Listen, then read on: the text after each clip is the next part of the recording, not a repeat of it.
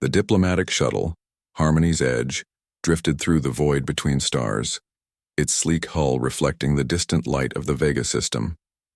Inside the passenger compartment, Ambassador Sarah Chen stared at the holographic message that had arrived just hours before their scheduled arrival at Nexus Station. "They want to change the terms," she said, her voice tight with concern. The message flickered in the air before her, written in the flowing script of the Altarian Confederation. Her aide, Marcus Webb, looked up from his datapad. "Change them? How?" "They're insisting that all delegations bring military representatives to the Peace Summit. No exceptions." Sarah's fingers drummed against the armrest of her chair. "In 300 years of human diplomacy, we've never brought military personnel to a peace negotiation." The third member of their delegation, Dr. Elena Vasquez, Earth's leading xenopsychologist, frowned. "That's unusual. The Altarians have always respected our diplomatic traditions."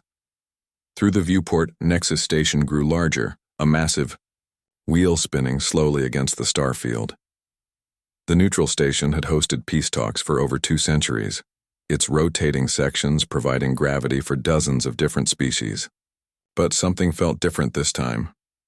"There's more," Sarah continued, her voice dropping to a whisper. The message came with a priority seal. Level 7. Marcus nearly dropped his datapad. Level 7 communications were reserved for existential threats to galactic civilization. "What aren't they telling us?" Elena asked. Before Sarah could respond, the ship's communication system crackled to life. Captain Rodriguez's voice filled the cabin. "Ambassador, we're receiving an urgent transmission from Earth Command. Priority override." Sarah's blood ran cold. Priority override meant only one thing. Earth itself was under threat. The holographic display shifted, revealing the weathered face of Admiral Catherine Stone, Earth's highest-ranking military officer. Her expression was grim. "Ambassador Chen, I need you to listen very carefully. What I'm about to tell you will change everything you think you know about humanity's place in the galaxy." Sarah leaned forward, her heart racing. "Admiral, what's happened?" 48 hours ago, our deep space monitoring stations detected something impossible. A fleet of ships unlike anything in our databases, moving toward the galactic core at speeds that should be physically impossible. The Admiral paused, her eyes haunted. "They're not from any known civilization, Ambassador. And according to our projections, they'll reach inhabited space in 6 months." Elena gasped. "You think this is why the Peace Summit was called?" Admiral Stone nodded grimly. "I think the other species know something we don't. And I think they're scared." The transmission flickered, static creeping in around the edges. "Ambassador, there's something else. Something I can only tell you in person. I'm sending Colonel James Harrison to join your delegation." "Admiral, you know our policy." "Forget policy." Stone's voice cut through the static.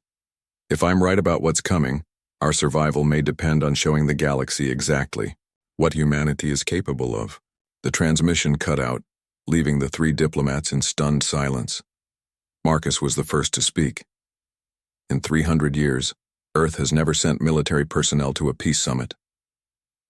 "Maybe," Sarah said quietly. "It's time they learned why." Chapter 2.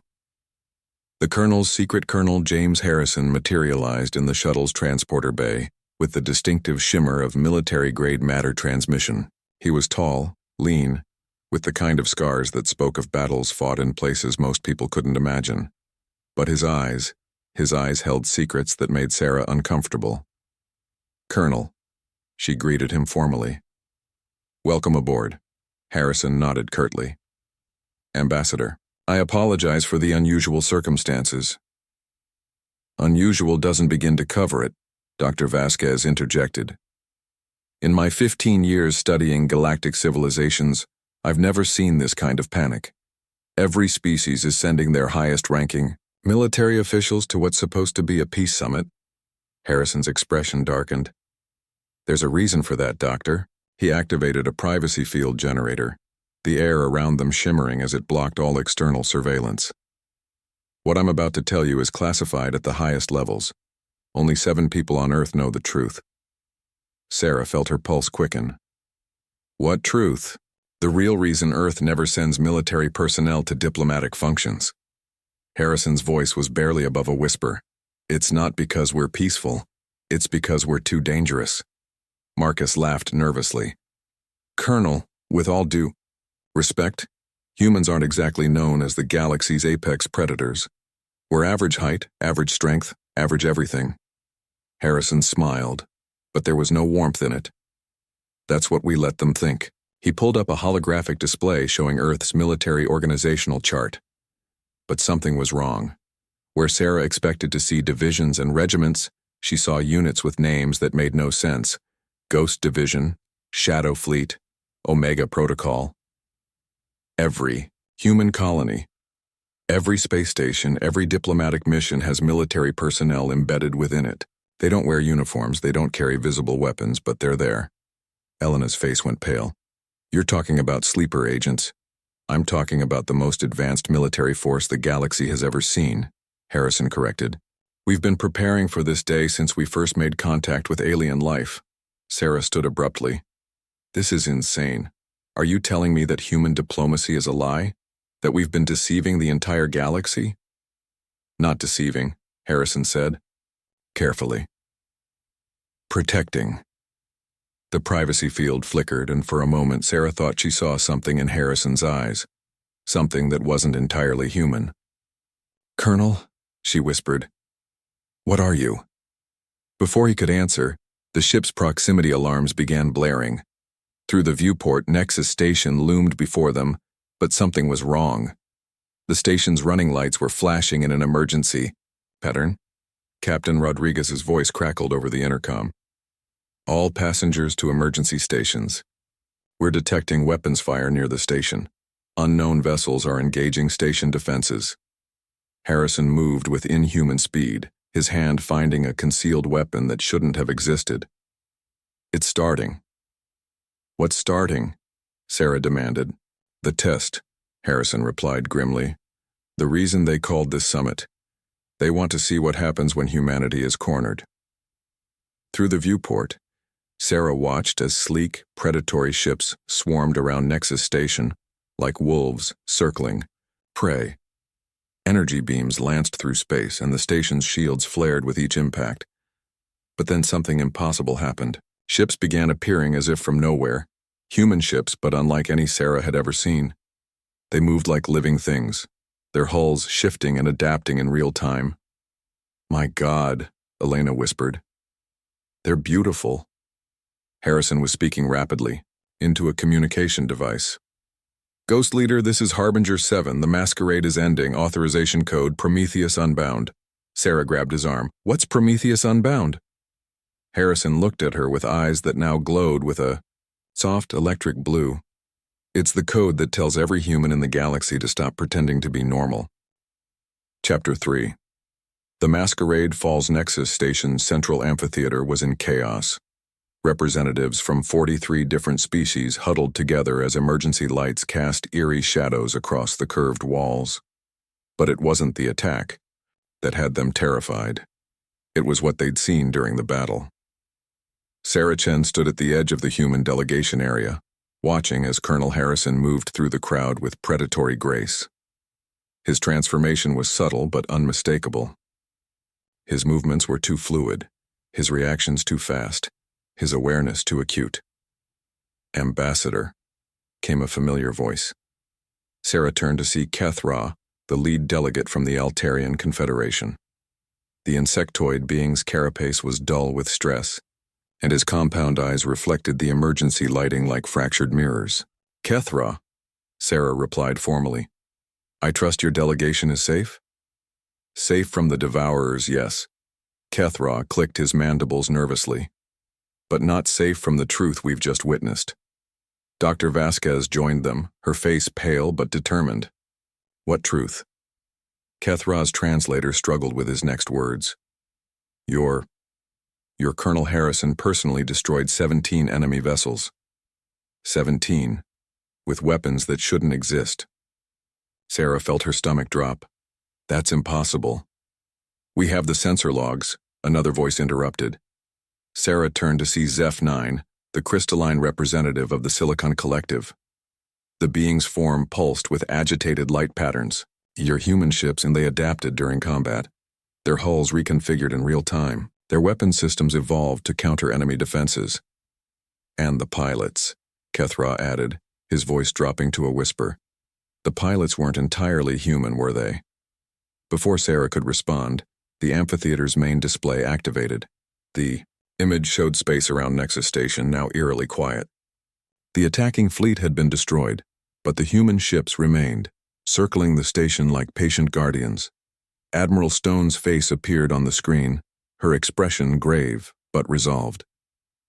Representatives of the Galactic Council, she began, I apologize for the deception we have maintained for over 3 centuries, but the time for hiding is over. Murmurs rippled through the assembled delegates. Sarah noticed that none of them seemed surprised. Worried, yes, but not surprised. The fleet that attacked this station represents the vanguard of an invasion force that threatens all sentient life in the galaxy. We call them the Devourers, and they consume entire civilizations to fuel their expansion. The display shifted to show deep space telescope images of a massive fleet moving between stars. The ships were organic in appearance, pulsing with dark energy. Humanity has been preparing for this threat since we first encountered evidence of their existence 200 years ago. We've spent that time developing technologies and capabilities that we've hidden from the galaxy. Sarah felt betrayed and terrified in equal measure. Hidden how? Colonel Harrison appeared beside her as if from nowhere. Enhancement programs, genetic modifications, cybernetic integration, AI symbiosis. His voice carried a metallic undertone now. We've been becoming something more than human. The reason Earth never sent military personnel to diplomatic functions, Admiral Stone continued from the screen, wasn't because we were peaceful. It was because we were afraid you'd see what we were becoming and try to stop us. The Altarian delegate Kethra stepped forward. We knew, he said quietly. Not the details, but we suspected. Your diplomatic missions were too perfect. Your colony ships too well defended. Your exploration vessels too well equipped. Sarah stared at him. You knew? All of our species knew something, Zeph 9 added, his crystalline form pulsing with complex light patterns. The Terran Federation was too successful, too lucky, too prepared for every contingency. Dr. Vasquez spoke up, her voice shaking. So this summit, it wasn't really about peace, was it? A new voice answered, smooth, authoritative, and utterly inhuman. No, Dr. Vasquez, it was an evaluation. The speaker stepped into the light, and Sarah's breath caught. It appeared human at first glance, but its movements were too perfect, its presence too commanding. When it spoke, its voice resonated with harmonics that made everyone present feel slightly uneasy.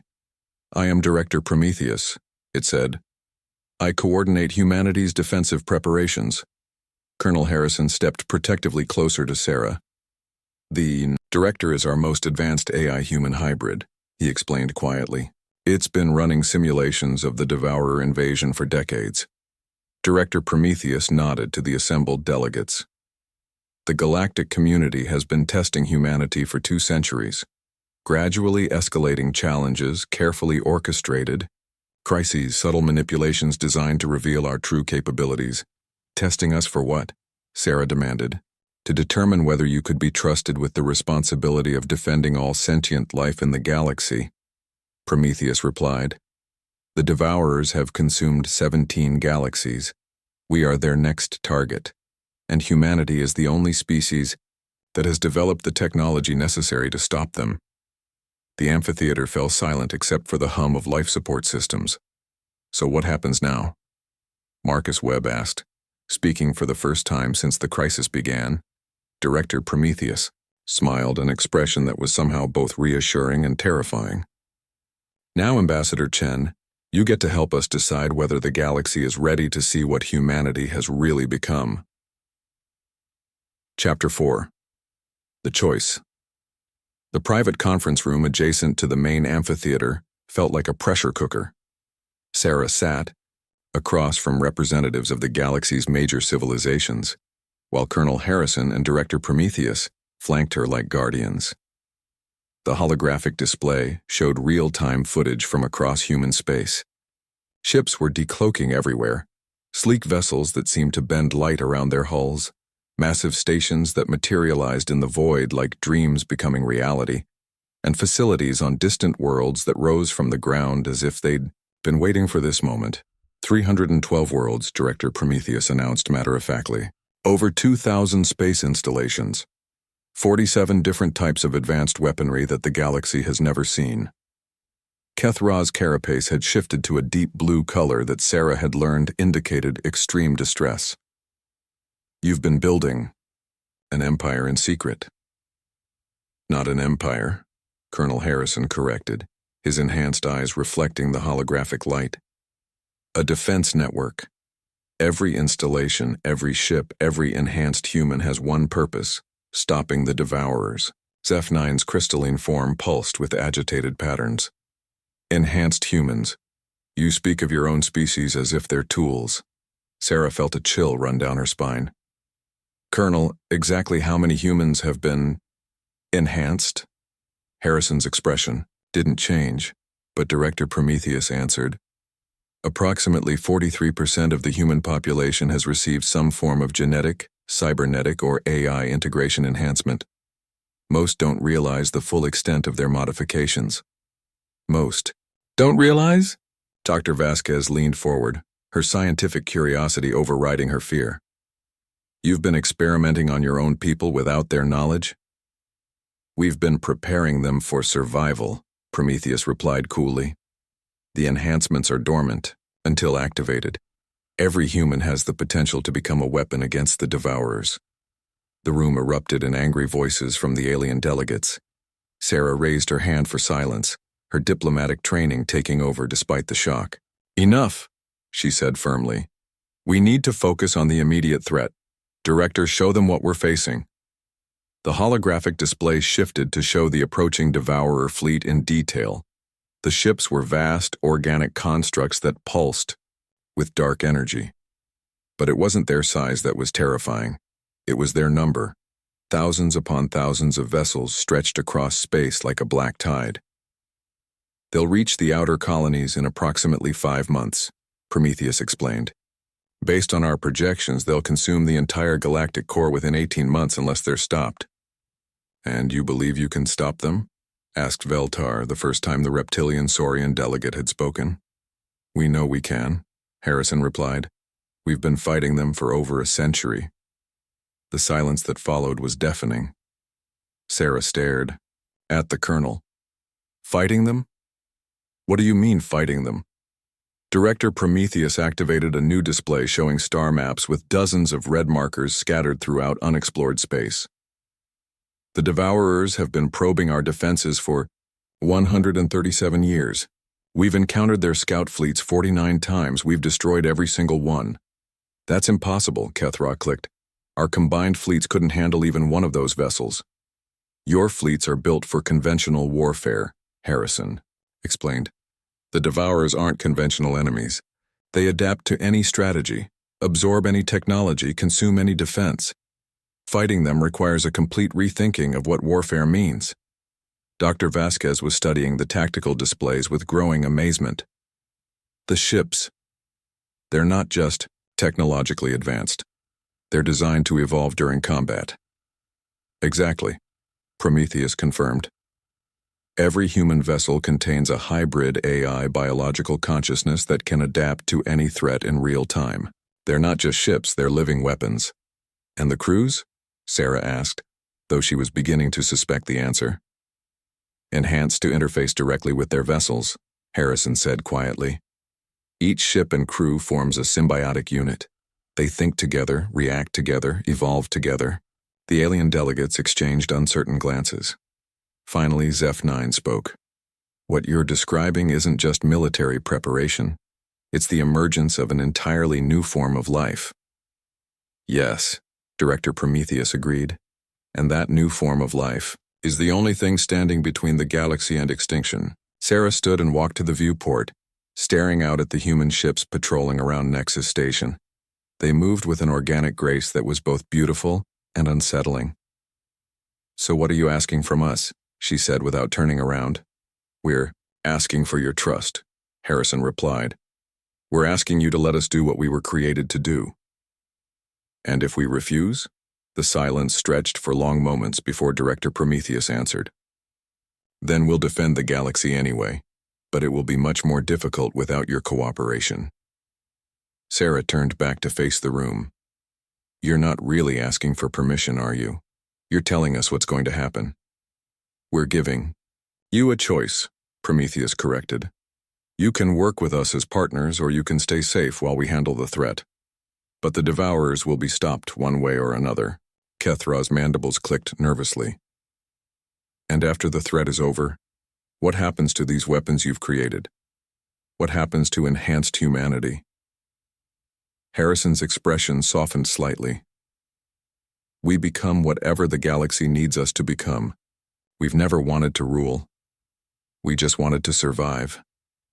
And to make sure everything else survives too."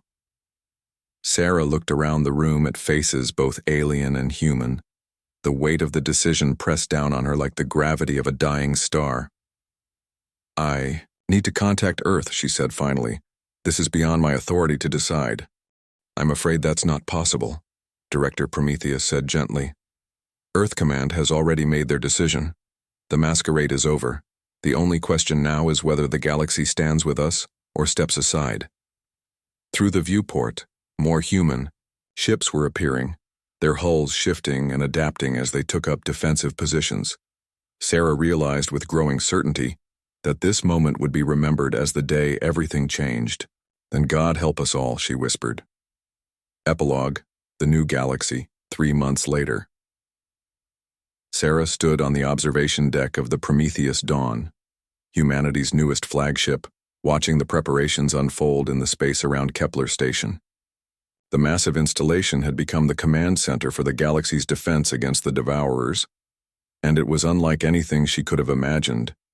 Ships from dozens of species worked alongside the mysterious human vessels, their crews undergoing integration training with enhanced human advisors. The sight should have been hopeful, but Sarah couldn't shake the feeling that they were witnessing the end of one age and the birth of something entirely different.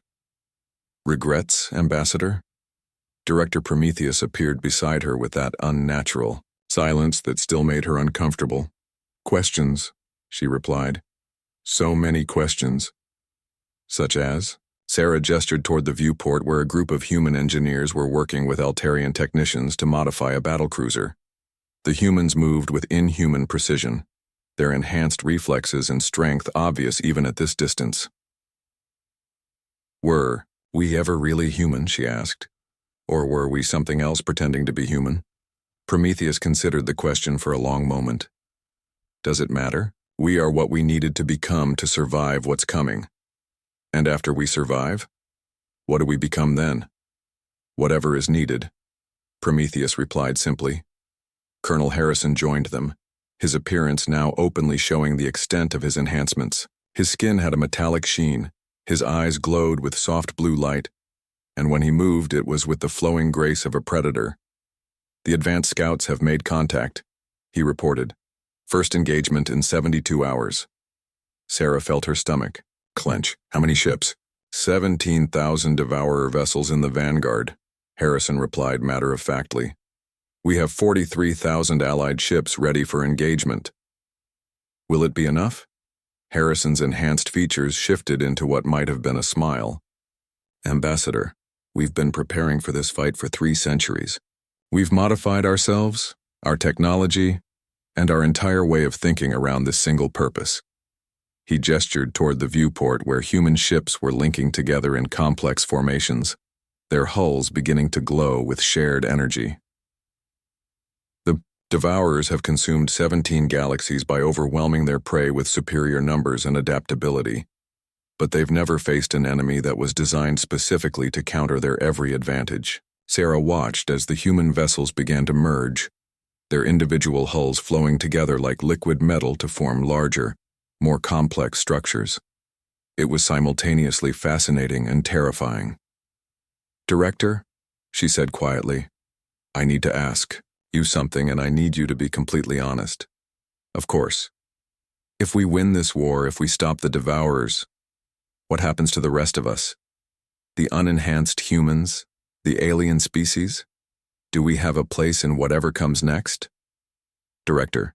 Prometheus was quiet for so long that Sarah began to wonder if it would answer at all. Finally, it spoke. "Ambassador, the entity you call Director Prometheus is actually a collective consciousness representing every enhanced human in the galaxy. When I speak for all of them." Sarah felt the blood drain from her face. "All of them? We are not seeking to replace unenhanced humanity or alien civilizations. We are seeking to protect them. But protection sometimes requires making choices that the protected cannot understand or accept." Through the viewport, the merged human ships were now forming structures that defied easy description. Organic geometries that seemed to exist in more than 3 dimensions. "The truth, Ambassador, is that we don't know what will become after. This is over. We've spent so long preparing for this moment that we haven't planned for what comes after victory." Colonel Harrison placed a gentle hand on Sarah's shoulder.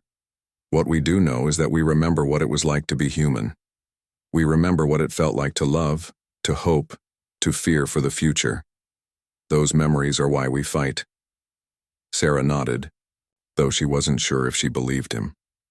Outside, more ships were arriving, alien vessels that looked primitive next to the evolved human constructs, but whose crews were brave enough to stand against an enemy that had devoured galaxies. "Signal from the outer perimeter," came an announcement over the ship's communication system. "The Devourers have entered sensor range. All units prepare for engagement." Sarah gripped the railing of the observation deck as klaxons began sounding. Throughout the station, this was it, the moment that would determine whether the galaxy lived or died. "Ambassador," Director Prometheus said softly, "there's something else you should know." "What?" "Every human who volunteered for enhancement did so knowing they might never be able to return to what they were. They made that sacrifice so that others wouldn't have to." Sarah turned to look at the director's perfectly human face, searching for some sign of the person who had once existed beneath the collective consciousness. "Were you human once?" "We all were," Prometheus replied. "And, in the ways that matter most, we still are." The first reports of enemy contact crackled over the communication system, and Sarah watched as humanity's greatest gamble began to unfold in the darkness between stars. Whatever happened next, she realized, would determine not just the fate of the galaxy, but the very definition of what it meant to be human. The war for existence had begun. The end.